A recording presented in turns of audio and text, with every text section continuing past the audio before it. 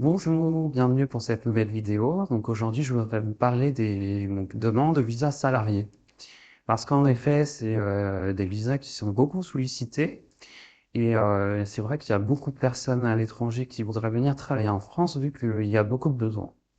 Donc cette demande de visa, c'est une demande pour s'installer en France. Donc c'est des visas long séjour en général. Après, vous pouvez venir pour des visas court séjour, des visas saisonniers. Mais le mieux, si vous voulez vous installer en France, c'est d'obtenir un visa de long séjour. Et dans ce cas, il faut un contrat de travail assez long.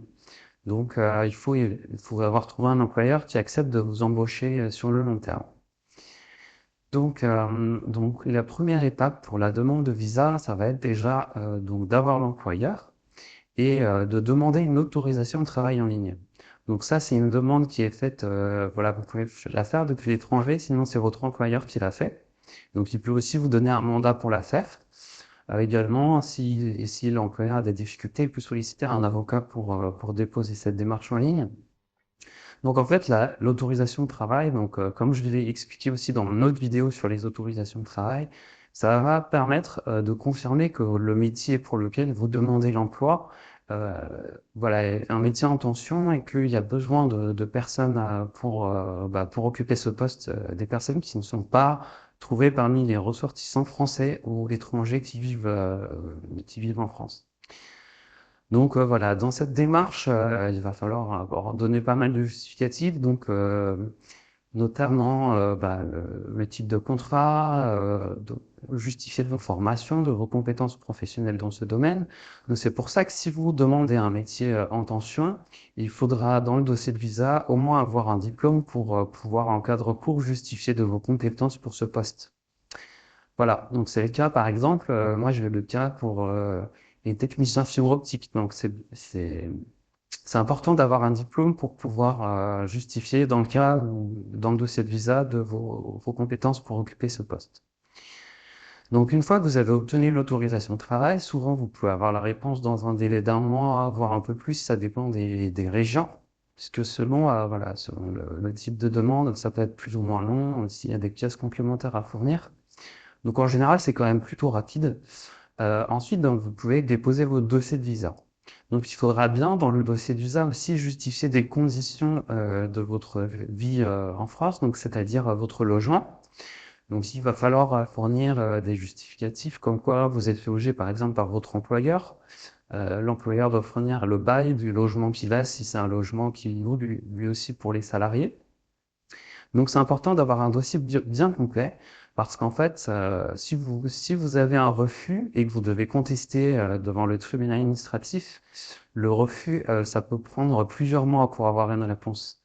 Donc c'est important de bien préparer son dossier avant et d'avoir pour éviter les refus en fait, ce sera beaucoup plus simple. Et ce qui se passe en général, en tout cas moi c'est ce que je vois pour les refus de visa. Parfois vous déposez un dossier qui est pas bien complet, donc il y a un refus. Et après, comme il y a un refus, vous dites ah mince, je vais compléter le dossier, je vais redéposer une nouvelle demande. Mais comme il y a déjà eu un refus avant, souvent, bah du coup il y a un deuxième refus. Voilà, donc c'est important dès la première demande de bien préparer un dossier complet pour augmenter vos chances en fait de pouvoir obtenir ce visa et venir en France. Donc bien sûr, c'est beaucoup plus simple d'avoir le visa et l'autorisation de travail en particulier pour les métiers en tension. Donc je vous remets le lien sous la vidéo, donc n'hésitez pas à aller le voir. Il y a les métiers en tension par région.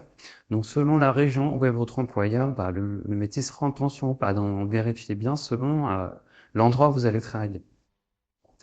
Voilà, donc si jamais il y a des refus, donc il est possible bien sûr de faire un recours. Donc il y a un recours préalable obligatoire au préalable qui doit être fait devant une commission. Donc ça s'appelle un recours administratif. Et ensuite, s'il n'y a pas de réponse à ce recours administratif ou s'il y a une réponse négative, dans ce cas, le tribunal peut être saisi, le tribunal administratif de Nantes, vu que c'est une compétence, compétence unique pour toute la France. Tous les refus de visa sont contestés à Nantes. Donc, la procédure devant le tribunal peut être très longue. À Nantes, en ce moment, les délais, c'est plutôt un an pour avoir une réponse.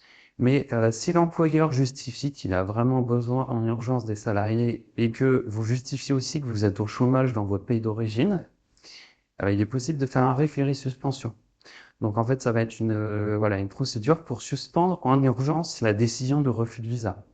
Et éventuellement, si votre dossier est bien préparé, le juge pourra enjoindre au ministre de vous délivrer un visa dans un délai très court. Donc ça permet en fait d'obtenir une décision un peu plus rapide du juge, mais à condition de justifier d'une urgence.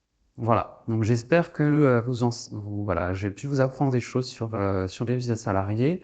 En tout cas, n'hésitez pas à aller voir des avocats. Donc moi aussi, je peux donner des conseils sur ce type de dossier. Voilà. Je vous souhaite bon courage pour vos démarches et à bientôt.